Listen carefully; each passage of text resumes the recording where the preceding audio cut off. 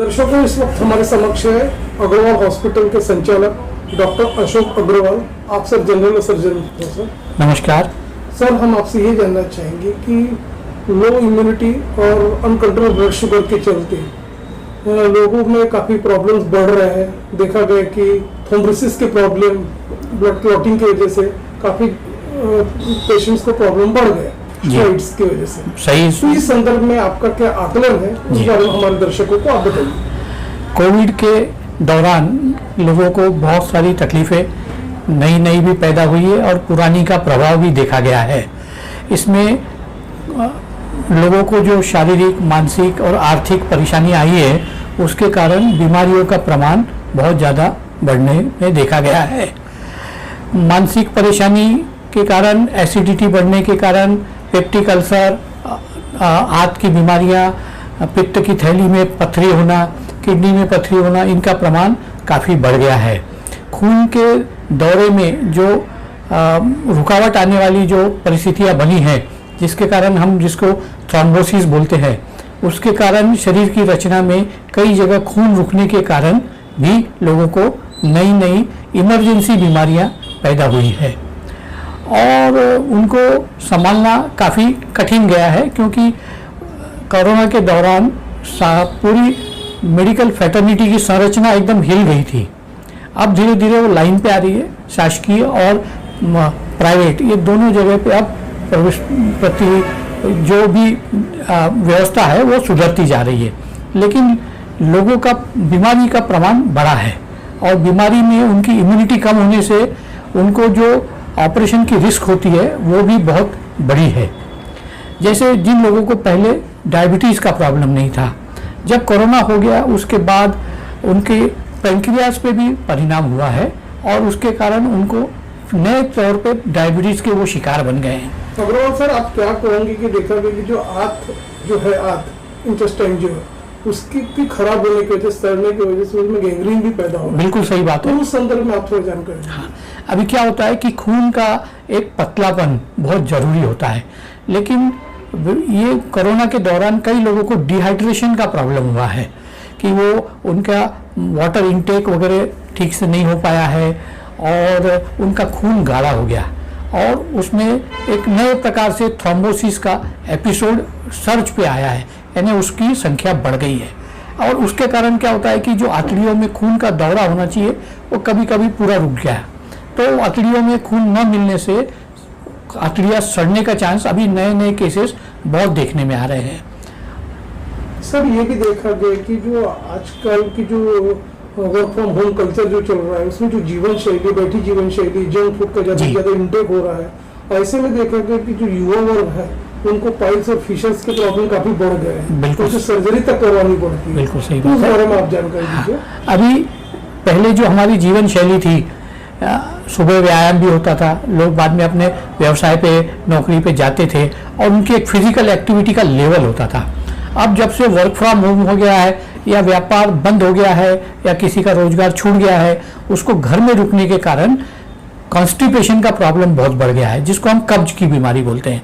और वो कब्ज से रिलेटेड जो भी तकलीफें हैं वो उसका प्रमाण सोसाइटी में काफ़ी बढ़ा है, जिससे कि पाइल्स का प्रमाण बढ़ गया है, फिशर का प्रमाण बढ़ गया है और अपचन का प्रमाण तो बहुत ज़्यादा में देखने में आ रहा है।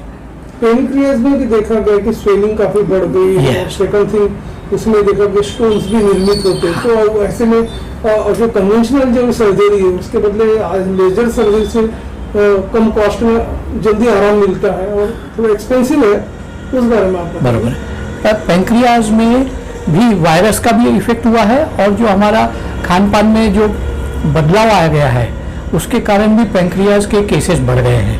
उनमें स्टोन भी बढ़ गया है, पैंक्रियाज में इन्फेक्शन के केसेस जिसको हम पैंक्रेटाइटिस बोलते हैं वो भी बढ़ गया है। और वो पैंक्रेटाइटिस को डायग्नोज करना और उसको ट्रीट करना ये एक खर्चीला काम है और कई लोगों के पास उतना खर्चा सहन करने की ताकत कोरोना के कारण नहीं बची है। इसलिए एक वो दुविधा की परिस्थिति निर्माण हो गई है कि केसेस भी है, इलाज की जरूरत भी है, लेकिन परिस्थिति वो उसको तकलीफ दे रही है। सर ऐसे भी लोग देखे गए कि जो ऑयली स्पाइसी जो चीजें जो खाते हैं उनमें भी गॉल ब्लैडर के प्रॉब्लम काफी बढ़ गया। बिल्कुल सही है। तो गॉल ब्लैडर तो जो स्टोन का फॉर्मेशन है, गॉल ब्लैडर में जो सूजन का प्रॉब्लम है, वो पूरी तरह से खान पान से ही संबंधित है। अब वर्क फ्रॉम होम वाले का भी खान पान बिगड़ गया है, उसकी शारीरिक जो एक्सरसाइज है वो भी नहीं रही है, तो ऐसे में गॉल ब्लैडर की बीमारियां बढ़ी हैं। गॉल ब्लैडर में स्टोन का प्रमाण भी बढ़ गया है। अभी युवा वर्ग देखा गया है कि अपना जो प्रोटीन पाउडर ज़्यादा लेते हैं, फाइबर का इंटेक कम है, इसका भी इफेक्ट उनके पेट और हृदय पे ही हो रहा है। बहुत सही बात है कि जो लोग फाइबर का सेवन कम करते हैं अपने भोजन में, उनको कब्ज की बीमारी बहुत ज़्यादा बढ़ गई है और कब्ज से बहुत सारी अतड़ियों की बीमारियां होने के चांसेस बढ़ गए हैं। ये जो वर्क फ्रॉम होम का जो फॉर्मूला जो चल रहा है, इसमें जो युवा वर्ग है इनकी एक्टिविटीज एक्चुअली बहुत कम हो गई है। बिल्कुल सही कहा। शारीरिक व्याधियां भी काफी बढ़ गई। बिल्कुल सही है कि अगर आदमी सिर्फ आराम ही करता है और शारीरिक श्रम उसको नहीं करने मिलता है तो उसकी फिजियोलॉजी पूरी डिस्टर्ब हो जाती है। और ये भी देखा कि लीवर से संबंधित BRC जो प्रॉब्लम है हेपेटाइटिस के, वो भी काफी बढ़ रहे हैं। बिल्कुल सही है, क्योंकि में बदलाव, दूषित जल, दूषित पानी की वजह से। बिल्कुल सही है, क्योंकि भोजन तो इम्प्रूव हो गया लेकिन उसका पचन क्रिया जो कि हमारे व्यायाम से भी संबंधित है वो बिगड़ गई है। इसलिए लीवर की बीमारियां भी बढ़ी है, पित्ताशय की भी बढ़ी है और अतड़ियों का भी बीमारियों का प्रमाण बढ़ा है। फूड हो गया, गैंग्रीन हो गया, इसके भी प्रॉब्लम काफी बढ़ गए। अब ये जो खून की नली से संबंधित जो भी बातें हैं, जिसका कि डायबिटीज से बहुत गहरा संबंध है, वो भी परिश्रम न होने से और एक्टिविटी न होने से, खून का गाढ़ा होने से डायबिटिक फुट का प्रमाण भी ज्यादा देखने में आ रहा है। सर आप एक जनरल सर्जन हो, आप हमारे दर्शक आपको देख रहे हैं, आप ये भी बताइए कि आपके हॉस्पिटल में किस तरह के मॉडर्न फैसिलिटीज अवेलेबल है, उस बारे में बताइए। हमारे हॉस्पिटल में सभी जो श्रेणी की इलाज की ज़रूरतें होती हैं, जैसे मॉनिटर हैं और भी थिएटर में जो भी कंडीशंस लगती है, एनेस्थेशिया, हाई एंड मशीनें लगती हैं, वो सभी अवेलेबल है। इन्फ्यूजन पंप भी अवेलेबल है। तो हम डायबिटिक जो पेशेंट है जिनको सर्जरी की ज़रूरत है उनको हम आराम से मैनेज कर सकते हैं। सर आप हमारे दर्शकों को ये भी बताइए, जो आपको हमारे दर्शक आपको देख रहे हैं देश में, तो आप मैं ये भी बताइए कि अभी जैसा जो अभी माहौल चल रहा है, पोस्ट कोविड ईरा में जो माहौल चल रहा है, तो इसमें किस प्रकार का एक लाइफस्टाइल मॉडिफिकेशन चाहिए, उस संदर्भ में आप बताइए। अभी लाइफस्टाइल मॉडिफिकेशन की बहुत तुरंत और ज़्यादा ज़रूरत है, क्योंकि हमें बीमारियों का प्रमाण कम करना है। और जो हम आज से 2 साल पहले शारीरिक परिश्रम करते थे, मूवमेंट हमारी अच्छी थी, हमको मानसिक उतना तनाव नहीं था। अभी जो कोविड के कारण जिनके घर में कोई दुर्घटना हो गई है, वो लोग बहुत ही हिल गए हैं, तो उससे हमें बाहर उभरना पड़ेगा। उसके लिए समाज से भी हमें सपोर्ट लेना पड़ेगा और सब लोग मिलकर मानसिक, शारीरिक और आर्थिक स्वास्थ्य की तरफ जब पहुंचेंगे तब हम कोरोना से उत्पन्न हुई बीमारियों को लड़ सकेंगे।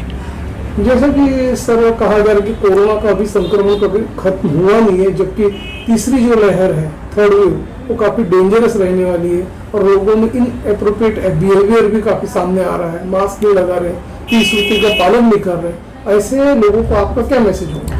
मेरा उनको एक ही कहना है कि संयम रखिए, क्योंकि कोरोना गया नहीं है।